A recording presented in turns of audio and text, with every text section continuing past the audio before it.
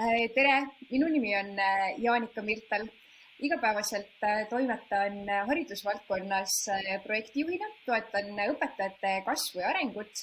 ja koostöös sõpradega lõime just ühe ägeda virtuaalseid kiirkohtinguid vahendava portaali Paraspaar. Minu kokkupuude persooni brändinguga ja koolitustega. Esimesed võib-olla sellised emotsioonid, mis mul seoses selle koolitusega meelde tulevad, on särav, inspireeriv, kaasav ja millegipärast ka kütkestav. Et selline ülimalt positiivne kogemus minu jaoks. Kindlasti ka hästi informatiivne, et see teadmine, mida Evelin ja Olesja edasi oskavad anda, see jõuab kuidagi läbi sellise hästi emotsionaalse kogemuse hästi nagu sügavale sisse. Et isegi kui ma selle persooni brändi peale nagu ise igapäevaselt väga praegu ei mõtle, siis see kuidagi see emotsioon ja teadmine, mis nendest kahest tšikist nagu on minuga kaasa tulnud, on ülimalt äge.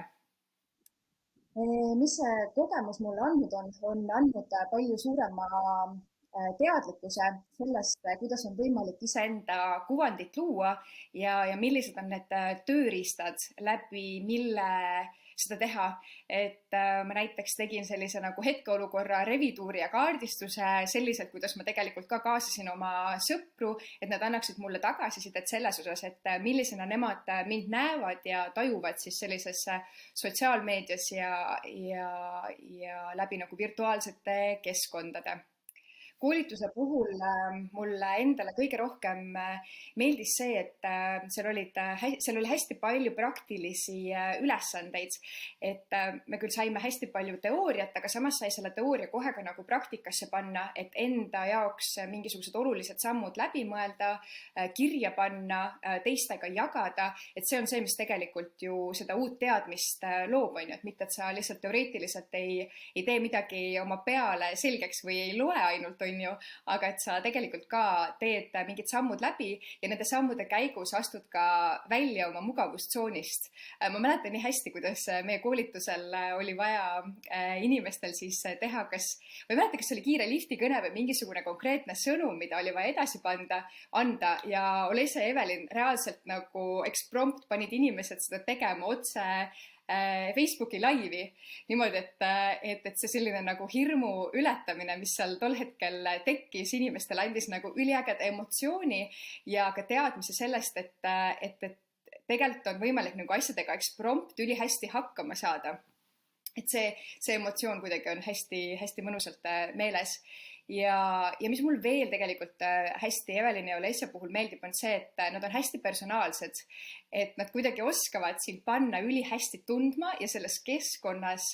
sul on nagu hästi lihtne uusi teadmisi ja oskusi omandada, sest nad on nii ülivalt toetavad, nii ülivalt inspireerivad ja täiega positiivsed inimesed, et kuidagi nendega kaasas käiv vibe on täiega äge,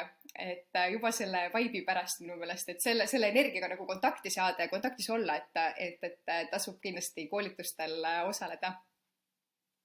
Ja koolitustel osalemist ma soovitaksin absoluutselt igal ühel, et olenemata sellest, et kas sa siis teadlikult tahad oma persooni brändi arendada või sind lihtsalt huvitab see teema, tahaksid natukene rohkem selle kohta teada, et teadmised ja oskused selles mõttes igas kategoorias koolitusel osalemisega kasvavad. Ja kui sa ka nagu ei saa võib-olla või ei taha saada mingit konkreetseid tööriistu, siis sa lihtsalt nagu nakatud selle energiaga, mis viib sind täiesti teise kohta. Et täiega soovitan. Ja persooni bränd ja persooni brändi loomine on oluline selle jaoks, et sa saaksid ühest küljest nagu lihtsamini võib-olla kas siis oma ärivaldkonnas või oma töövaldkonnas inimestega